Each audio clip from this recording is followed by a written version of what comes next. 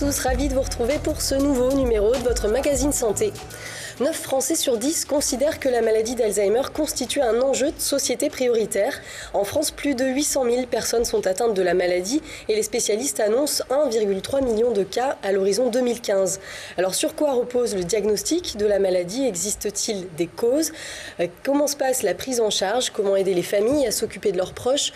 Pour répondre à ces questions, j'accueille Bernadette Bonnefoy, neurologue, et Sandra Gimeno, neuropsychologue, toutes les deux au centre hospitalier du Pays d'Aix. Bonjour. Valérie Serras, vous êtes gériatre à l'IMA, l'Institut de la maladie d'Alzheimer à Marseille, à l'hôpital de la Timone, et au centre gérontologique départemental. Bonjour, bienvenue.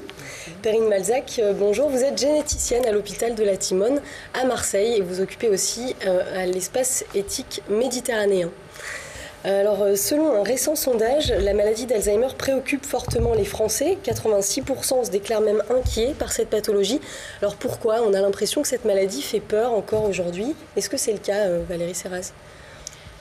Pour commencer par moi, je pense que oui, c'est encore une maladie qui fait peur. Une maladie qui fait peur parce que, justement, à cause des chiffres que vous annoncez, qui sont quand même effrayants et où on a l'impression qu'on aura peu de chances de ne pas avoir dans notre famille au moins un malade Alzheimer. Elle fait peur donc d'une part pour ça, avec ces chiffres assez alarmistes, et d'autre part parce que quand même c'est une maladie du cerveau, une maladie qui transforme un peu l'individu et qui, enfin, je pense que vous partagerez mon avis, qui peu à peu lui fait perdre ses capacités intellectuelles qui sont très importantes de nos jours à conserver, et on veut bien vieillir mais avec. Et envisager de vieillir sans avoir ces capacités-là, ça semble quand même assez effrayant. Alors, quels sont les signes de la maladie d'Alzheimer? Qu'est-ce qui doit alerter, Sandra Gimeno? Alors, les premiers signes de la maladie d'Alzheimer commencent donc initialement par des troubles de la mémoire, et pas n'importe quel type de mémoire, parce qu'il existe plusieurs formes de mémoire. C'est donc la mémoire, ce qu'on appelle la mémoire épisodique. C'est cette mémoire donc des faits récents qui permet d'enregistrer de nouvelles informations, s'opposant ainsi à la mémoire lointaine. Donc c'est-à-dire par exemple, hier j'ai vu une personne et le lendemain j'ai déjà oublié. Voilà, c'est tout à fait ça. C'est-à-dire que lorsque cette mémoire est atteinte initialement dans la maladie d'Alzheimer, la personne a difficulté à pouvoir enregistrer de nouvelles informations qui sont toutes inscrites dans un contexte spatio-temporel bien précis. Donc c'est l'incapacité à pouvoir se rappeler exactement des événements qui se sont passés récemment. Alors comment se rendre compte si les pertes de mémoire sont dues à la maladie d'Alzheimer ou pas? Je crois qu'il y a des consultations dites de mémoire. Comment ça se passe, Bernadette Bonnefoy? Il y a des consultations de mémoire qui ont été montées dans toutes les villes pratiquement, parce que c'est devenu une nécessité, parce qu'une consultation mémoire, c'est un endroit où on va prendre en charge le patient à partir du moment où on va faire le diagnostic, parce que le diagnostic est difficile, ça on pourra en reparler tout à l'heure, mais on le fait d'une manière pluridisciplinaire. Et ça va conforter, je reviens un peu au point numéro 1, là ça va conforter l'entourage parce qu'on va pouvoir mettre en évidence des souffrances de l'aidant par exemple lors de ces consultations. Alors pour aller très vite, une consultation mémoire, ça commence en général par la consultation avec un médecin qui peut être un neurologue mais qui peut être un gériatre ou un psychiatre. Donc ça dure à peu près 3/4 d'heure, 1 heure. On prend le temps de voir d'où vient le patient, comment il évolue, depuis quand ont commencé les signes. On voit les aspects purement neurologiques, mais aussi les aspects psychologiques et les aspects cognitifs que nous on fait d'une manière assez brève, puisqu'après on transmet la suite à un neuropsychologue. Donc il y a des tests par exemple auxquels on répond, des tests précis. Oui, il y a toute une batterie de tests. Bon, on n'a peut-être pas le temps de les voir là, mais nous on en a déjà quelques-uns. Bon, celui qui est connu de tout le monde, c'est le MMS, où on évalue très rapidement l'orientation temporelle, spatiale. On fait retenir 3 mots, on voit si la personne les retient une fois qu'on lui a fait faire un petit peu de calcul, on le fait dessiner. Bon, enfin, voilà, plusieurs petites choses comme ça qui nous donnent un aperçu. Puis on a d'autres tests quand même, on teste le langage aussi, de manière très simple, parce qu'en 1 heure, on n'a pas le temps de faire des tests très élaborés. Puis à la fin de tout ça, soit on se dit, ah, là peut-être, il y a un début de maladie d'Alzheimer, il va falloir l'explorer. Et dans notre service, mais enfin, c'est un petit peu pareil partout, ensuite on décide de faire des examens complémentaires. Chez nous, on les fait en hôpital de jour, mais ailleurs, ça peut être fait différemment. Et on revoit ensuite les gens pour leur donner la synthèse de ce qu'ils ont fait ce jour-là. Et la consultation de synthèse, c'est très important parce que ça peut être un moment où on annonce le diagnostic. Alors justement, ce diagnostic, comment on l'annonce, comment ça se passe? Il y a évidemment des proches à chaque fois. C'est différent, hein, suivant les centres. Mais en général, on va les recevoir. Ils viennent souvent avec la famille qui veut savoir. Et c'est un moment évidemment pas simple. Et il faut qu'on prenne le temps pour expliquer les choses. Il faut vraiment prendre le temps et ensuite se dire qu'on va se revoir peut-être dans pas très longtemps, qu'on ait donné un traitement ou pas, hein, qu'on va se revoir dans pas très longtemps pour refaire le point, pour voir où le patient en est et où l'entourage en est, pour pouvoir les aider après. Voyez ? Est-ce qu'on a une idée des causes aujourd'hui de la maladie Perrine-Malzac? C'est très difficile de savoir finalement à quoi elle est due. Est-ce qu'il y a des causes héréditaires? Alors, au niveau des causes, effectivement, on ne les connaît pas bien. On commence à connaître un peu ce qui se passe au niveau des molécules, des protéines, des dysfonctionnements protéiques à l'origine de la maladie. Pourquoi ? Alors, une des causes quand même qu'on peut dire, c'est le fait de vieillir. Hein. Quand il y a le fait de vieillir, oui. Nos populations vieillissent de plus en plus, c'est un bien, mais en même temps, le cerveau en vieillissant est plus à même de développer des maladies neurodégénératives, et en particulier la maladie d'Alzheimer. Alors d'ailleurs, 15% des personnes qui ont la maladie d'Alzheimer ont plus de 85 ans, je crois. Donc oui, et la plupart sont quand même des personnes assez âgées. Alors effectivement, par ailleurs, il y a quelques rares formes qui sont d'origine génétique, qui sont tout à fait exceptionnelles et qui, elles, peuvent atteindre des personnes beaucoup plus jeunes. Là, on connaît certains des gènes qui sont à l'origine de cette maladie et effectivement, dans ce cas-là, la maladie va se transmettre de génération en génération. Sinon, dans la plupart des cas, les formes les plus classiques, les plus fréquentes et qui touchent plutôt des sujets âgés après les 60-65 ans, la proportion, disons, de causes génétiques est vraisemblablement très faible, même si, clairement, de même que pour les maladies cardiovasculaires, si vous avez quelqu'un dans votre famille qui a fait un infarctus du myocarde, vous savez que vous êtes plus à risque, et bien, si dans votre famille il y a quelqu'un qui a eu la maladie d'Alzheimer, vous avez un petit peu plus de risque. Mais il ne s'agit pas de maladies génétiques. Voilà. Alors avant de continuer notre discussion, je vous propose ce reportage. Pour faire face à la maladie, des ateliers ont lieu régulièrement à la maison d'accueil de jour Villa-Rambaud d'Aix-en-Provence. 70 personnes y sont accueillies chaque semaine. Nicolas Carne. Christian, ça a commencé par de petits oublis. Puis c'est la maladie d'Alzheimer qui a été diagnostiquée, c'était il y a 3 ans. Depuis, ce comptable de métier et ancien boxeur de haut niveau vient tous les mardis à l'accueil de jour thérapeutique de l'association France Alzheimer d'Aix-en-Provence. Je suis en face des gens qui connaissent ce système. Donc tout est apaisé ici. Je ne suis pas comme alors qu'ailleurs, j'ai toujours l'impression d'avoir des adversaires en face de moi. Pour cet instant de répit entre amis, aujourd'hui, cet atelier verveine au jardin. Cueillette de la fameuse plante, effeuillage, découverte ou redécouverte de la senteur. Quelle odeur vous ressentez? Oui. C'est une odeur comment?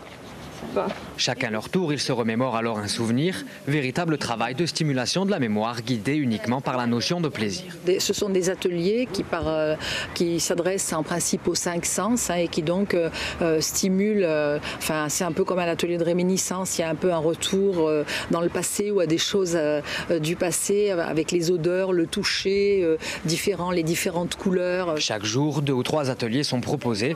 Christian, comme chacun des autres malades, choisit alors son activité en fonction de ses goûts. Et justement, pour notre petit groupe, c'est l'heure de la dégustation. Alors, est-ce que la maladie d'Alzheimer se soigne aujourd'hui? Quels sont les médicaments dont on dispose, par exemple, pour ralentir l'évolution de cette maladie? Alors, je pense que les médicaments, voilà. Si tu veux, oui, les médicaments, c'est... Alors d'abord, pour répondre à la toute première question, la guérir, non. On ne peut pas dire qu'on la guérit.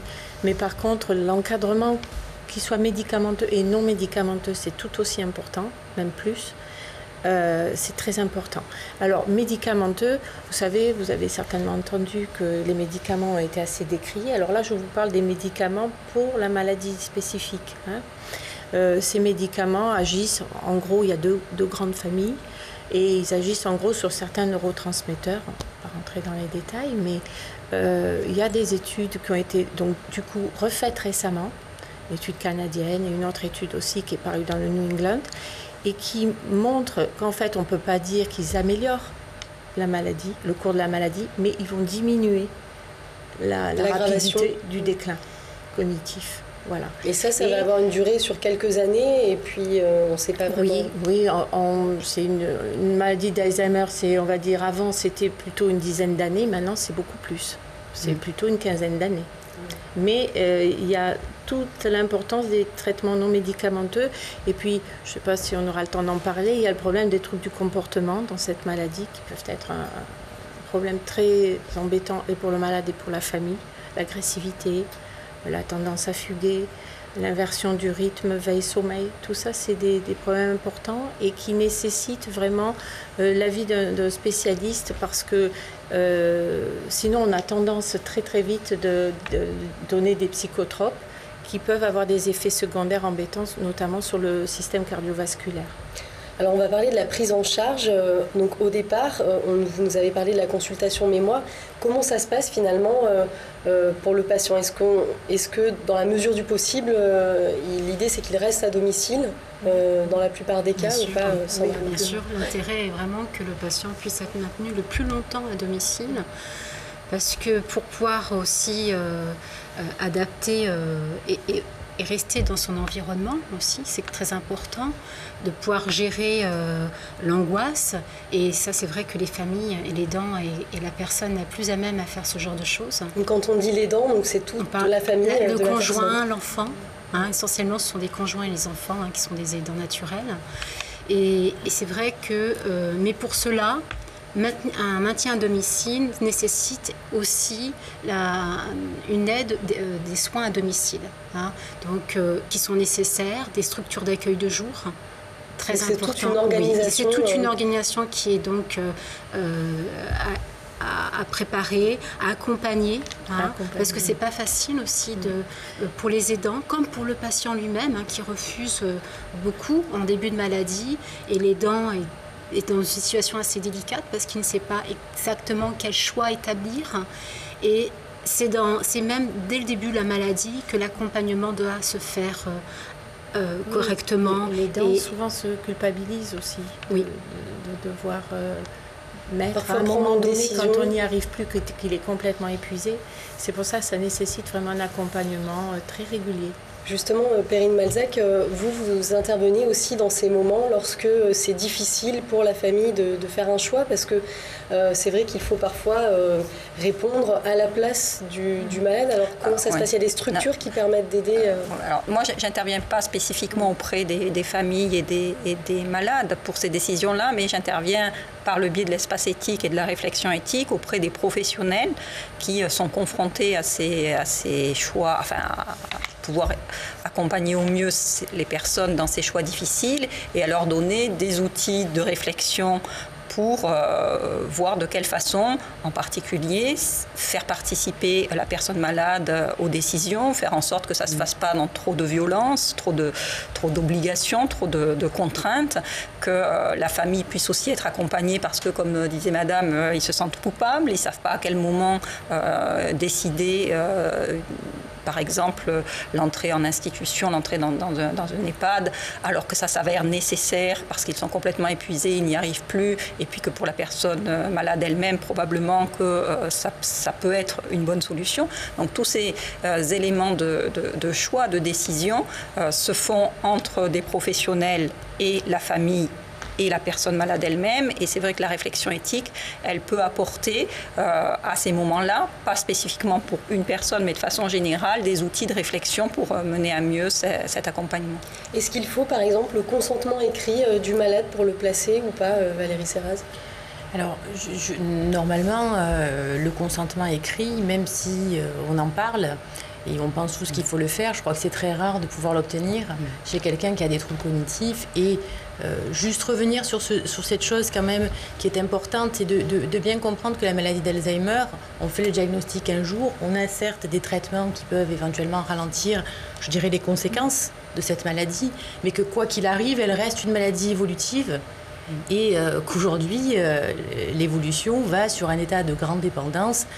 On n'a pas encore vu autre chose aujourd'hui. Donc elle évolue et de façon assez déficitaire sur l'ensemble des fonctions humaines, je dirais. Donc ça, les familles, j'espère qu'on en reparlera parce que je crois qu'elles ont une place un petit peu particulière. Et moi, je me permets de dire que j'aime pas trop les appeler aidants naturels. Je crois que quand on est confronté à un membre de sa famille touché par cette maladie, il faut qu'on reste famille.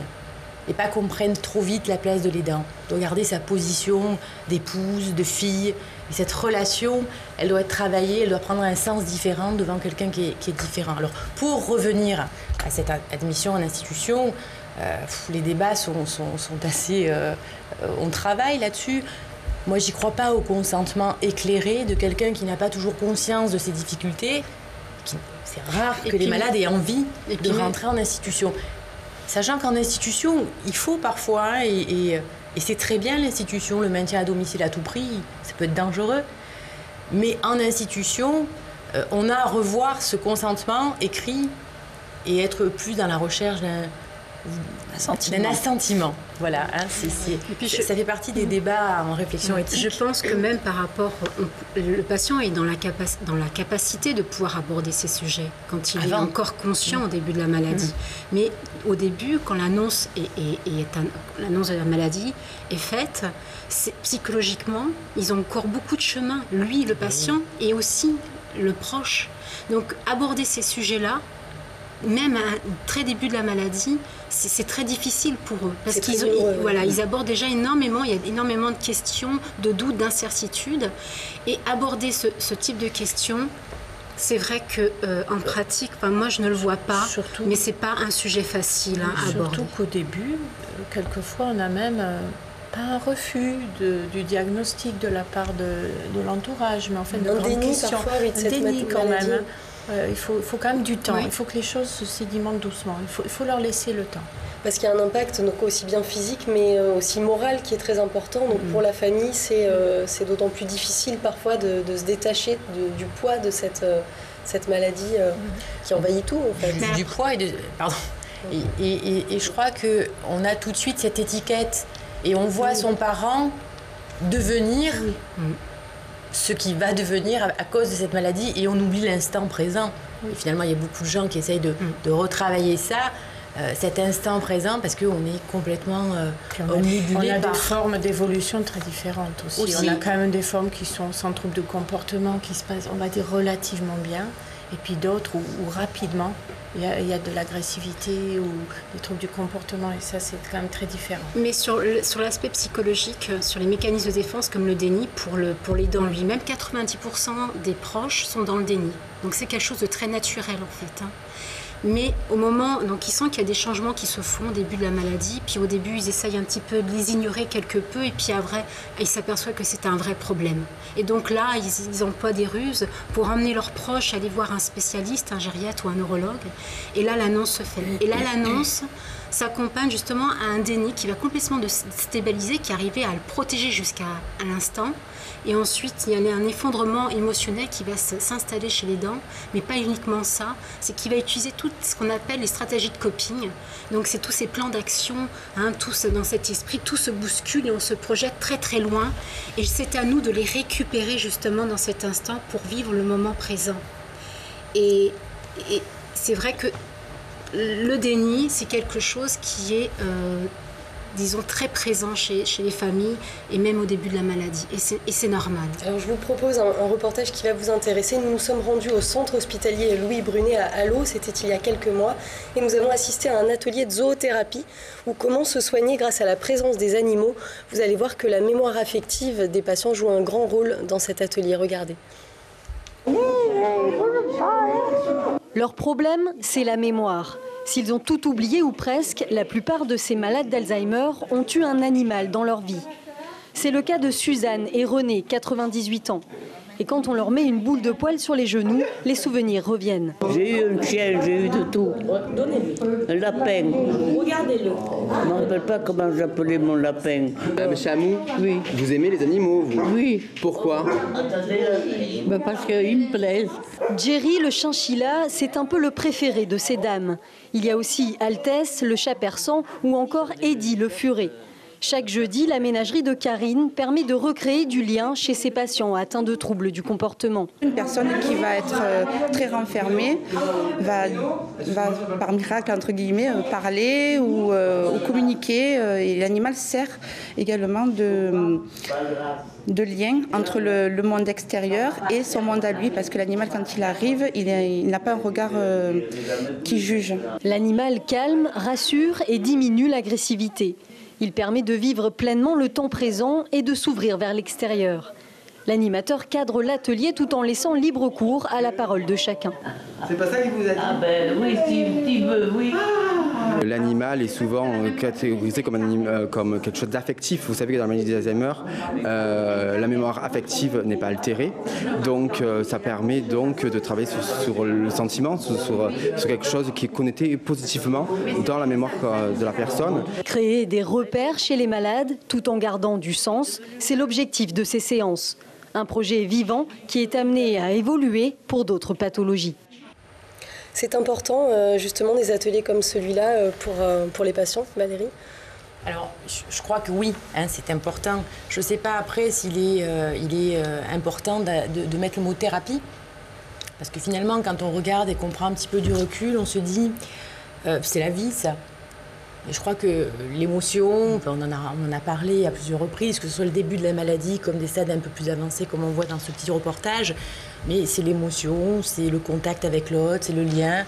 Alors le lien avec l'animal, le lien avec un autre individu. On voit aussi des enfants venir dans les maisons de retraite, hein, faire leur spectacle et échanger avec les personnes comme ça. Pour moi, tout ça, c'est la vie. Alors est-ce que ça doit s'appeler thérapie? Mais c'est toute cette émotion on vit grâce à ça, même beaucoup plus jeune. On a parlé du rôle des médicaments tout à l'heure, mais effectivement, la famille et des attentions forcément aux malades ne peuvent qu'être de toute façon bénéfiques pour maintenir le patient en forme. Absolument, et d'abord, il y a des ateliers qui sont faits pour les aidants, pour leur expliquer certaines attitudes à avoir, par exemple avec le patient, par exemple, juste leur rappeler leur métier. Par exemple, un monsieur qui fait une maladie d'Alzheimer, qui était très impliqué dans son travail, lui rappeler vous étiez ingénieur, vous étiez travaillé sur les bateaux, etc. Ça va lui rappeler des bons souvenirs, et là on va au niveau émotionnel, on va revenir sur des choses qui sont agréables et qui vont gratifiantes aussi, et calmer leur angoisse.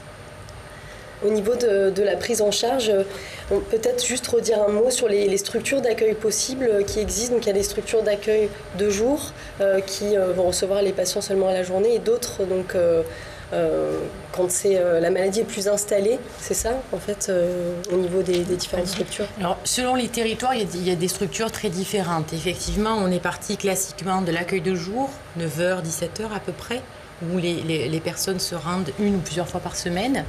Donc on appelle ça des alternatives à l'institutionnalisation.